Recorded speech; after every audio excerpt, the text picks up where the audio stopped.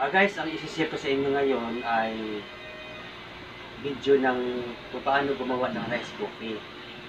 Rice coffee, gawa na galing sa bigas, imbis pa. Kasi, lalo na ngayon guys sa panahon ng COVID, ay boring tayo, wala tayong ginagawa, wala tayong time. Kaya minsan, iniisip na natin, kape na lang tayo ng kape. So, ang pagkakaiba guys sa kape, lalo na sa 3-in-1 at saka yung kaping seeds, yun ang barako. Kapag makakarami kasi tayo ng inom, lalo na pag bedtime na, inom tayo. Ang side effect kasi nun guys ay hindi tayo makatulog, alive na alive tayo dahil dun sa ng kape.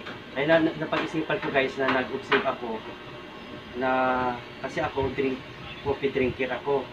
Napag-isipan ko na gumawa ng rice coffee kasi ang rice coffee kahit na oras ng gabi na makatulog ka, iinom ka pa ng rice coffee, wala sa side effect. Kaya isi-share ko sa inyo guys kung paano ano ang procedure na gumawa ng rice coffee. Now, dito lang guys sa sa pinipir ko na ngayon ito, kalahating kilo ito. So dadagdagan ko pa ito. Nagsukat ito, 4 na sukat. Yan ito. 1 2 3 4. So 4 na scoop ito guys, oh. Mga kalahating kilo ito guys. So ang gagawin natin ngayon, itong dalawa is equal to 1 kilo. Ating lutuin ito guys ng nasa tamang procedure. Kailangan gagawin natin siyang rice coffee. Guys, dito tayo.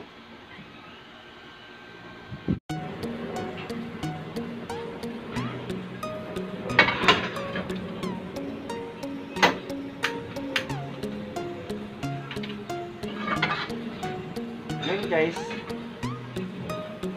patuyuin muna natin ang patuyuin muna natin yung kawali. Ngayon guys, tuyo na yung kawali natin. Na pwede na natin lagyan ng bigas. Yan, lagyan na natin yung ito kalahating kilo.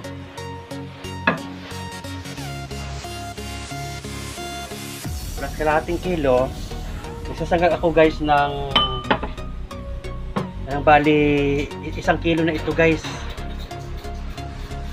Yan, ganyan. Painitin na natin, painitin. Yan, ganyan lang guys ang gagawin natin. Hinahinay lang sa pagsangag. Ganyan.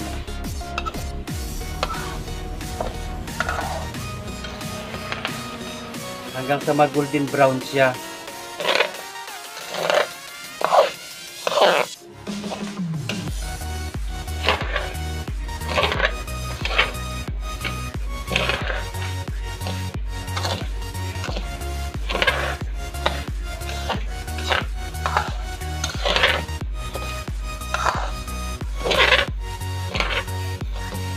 Guys, ito yan guys ang rice coffee natin.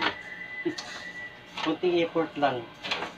Kasi ang niluto kong rice coffee na ito na bigas, good for 1 week. Kasi 4 kami guys ang umiinom ng rice coffee. Pati mga kids ko, pinapainom ko na ng rice coffee kasi alam ko hindi siya, wala siyang bad effect sa mga bata.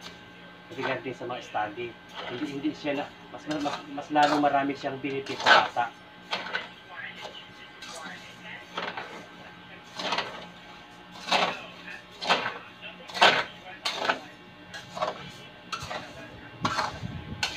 Sa mga acidic dyan guys, ito ang the best. Nakakapagpa-prevent ito ng iba't ibang uri ng sakit ng katawan natin. Magpapagaling pa siya. Kaya maraming benefits ang rice coffee. Kaysa iinom tayo ng coffee seeds o 3-in-1 coffee. Kasi ako before, wala pa ang COVID. Nakailang sasi ako sa kainom ng 3-in-1. Sa time na yon, dahil may time na pagod ako. Pag pagod ka sa araw, pagdating sa gabi, nakakatulog ka. Ngayon sa panahon ng COVID guys, lagi na lang lockdown. Ayan, lockdown tayo, mukmuk tayo sa bahay. Wala tayong ginagawa. Inom pa ng inom ng 3-in-1 o kaya barako coffee. Ayan. Yan ang cause guys ng hindi ka na makakatulog. Yan. So pag hindi na tayo makakatulog guys, andyan na nagmumula-mula yung mga nag-uumpisa na yung hindi natin malaman na sakit dulot ng hindi pagkakatulog. Ganun yun. Kaya ito guys, dito sa rice coffee na ginagawa natin, kahit gabi guys, na oras na nang matulog ka, pwede ka pa uminom nito bago ka matulog. Kasi dito sa maiinom mo, nakakuha ka pa ng maraming benefits for body health mo.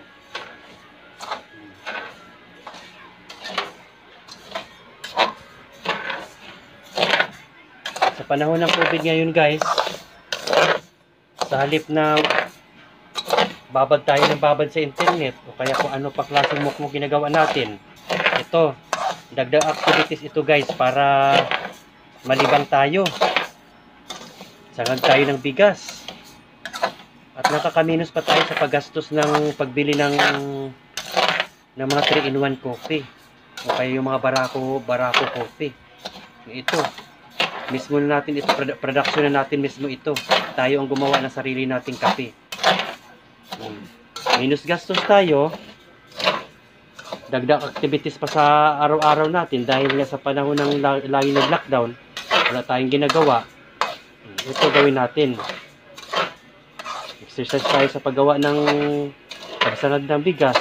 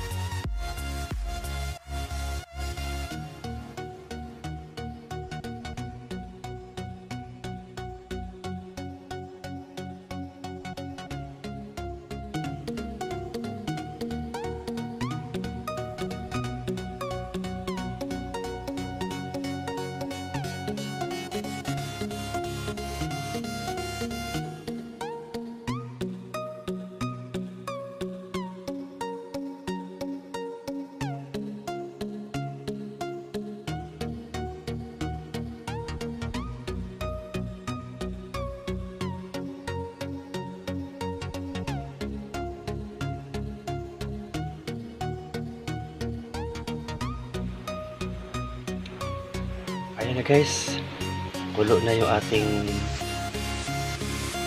rice coffee. Ito yung first step natin guys na how to make rice coffee. Yan, kulo na siya. About 2 cups lang to guys ang ginawa ko at 2 spoonful o 2 kutsara lang din na rice coffee ang nilagay ko kasi 2 lang kami ang iinom. So yan siya. Medyo avoid siya kaunti less para mas maluto ang rice at lalabas ang benefits of vitamins ng rice coffee. Guys, ito na ang ating finished product sa ating rice coffee. Ayan, lagyan tayo ng asukal.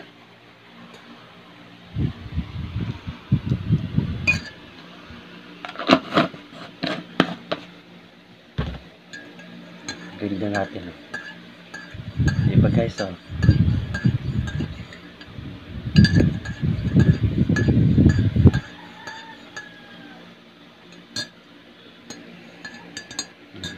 Coffee. Inom na tayo guys. Sarap talaga ng kape. Kaping-kape.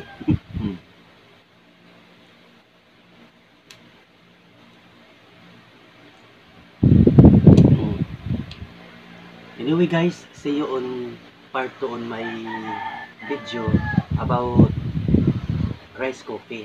Kasi may second choice pa ako. May second procedure pa akong ipapakita sa inyo kung paano gumawa ng rice coffee. Ito ang first choice sa paggawa ng rice coffee na i-blend lang siya na buo ang rice. So, see you on part 2 guys sa about rice coffee. Bye bye.